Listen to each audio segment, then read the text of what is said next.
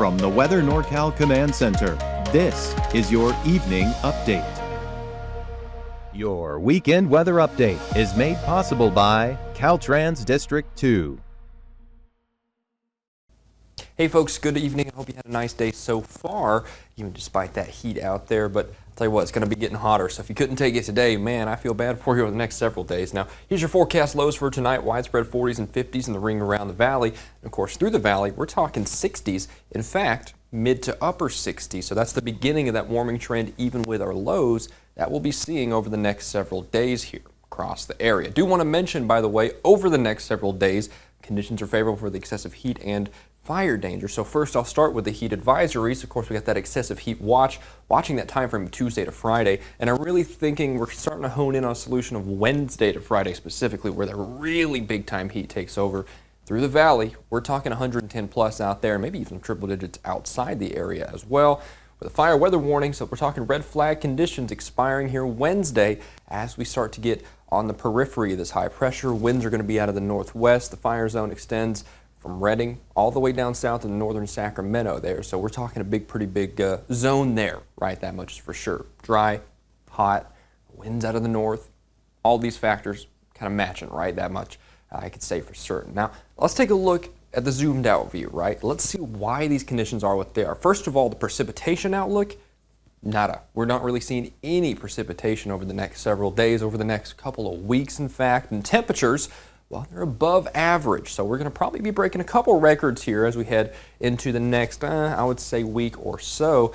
Definitely could see that happening. So no surprise that we have that excessive heat watch out there, and we have that red flag warning going through the midweek there as we're on the periphery of that high pressure. But once it sits itself over us, winds will calm down, and it'll just be purely a heat situation. So I think the fire danger is the next several days, which turns into heat. All right, so let's take a look at that heat, because this is actually one of the better ways to put it here.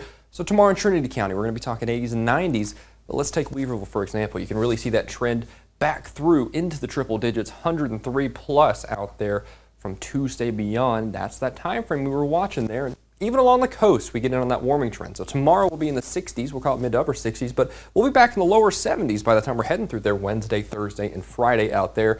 By the way, you can see what I'm talking about here with that wind. We're talking 10 to 15 miles out of the northwest, gusts even higher. That's why we have that enhanced fire danger, especially true down there in the valley. Now, of course, along the coast, you don't see the trend as much, but a little further inland, boy, if you sure do, that much is for sure. Blasting through the 90s into the triple digits by midweek there, Wednesday, Thursday, Friday, and beyond. Over towards Siskiyou County, very, very similar story, right? We're going to be in the upper 80s here as we head through tomorrow.